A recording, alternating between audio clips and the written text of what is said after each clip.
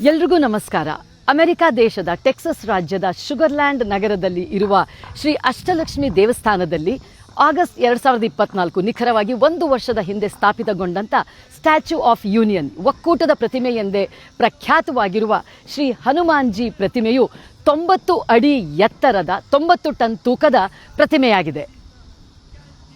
ಇದನ್ನು 8 ಮಿಲಿಯನ್ ಅಂದರೆ 65 ಕೋಟಿ ರೂಪಾಯಿ ವೆಚ್ಚದಲ್ಲಿ ನಿರ್ಮಿಸಲಾಗಿದೆ ಮತ್ತು ಇದು ಅಮೆರಿಕ ದೇಶದಲ್ಲಿನ 3ನೇ ಅತಿ ಎತ್ತರದ ಪ್ರತಿಮೆಯಾಗಿದೆ.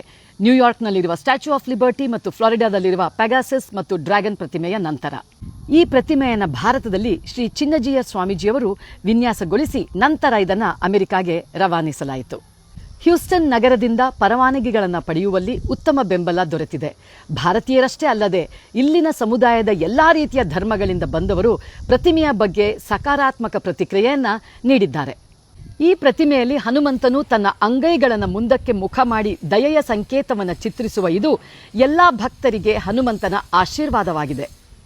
ನೀವು ಹ್ಯೂಸ್ಟನ್ ನಗರಕ್ಕೆ ಭೇಟಿ ನೀಡಿದರೆ ತಪ್ಪದೇ ಶ್ರೀ ಅಷ್ಟಲಕ್ಷ್ಮಿ ದೇವಸ್ಥಾನಕ್ಕೆ ಭೇಟಿ ನೀಡಿ ಈ ಅದ್ಭುತವಾದ 90 ಅಡಿ ಎತ್ತರದ ಹನುಮಂತನ ಪ್ರತಿಮೆಯನ್ನು ನೋಡಿ ಆರಾಧಿಸಿ. ಓಂ ನಮೋ ಭಗವತೆ ಹನುಮತೆ ನಮಃ. ಸರ್ವೇ ಜನ ಸುಖಿನೋ ಭವಂತು.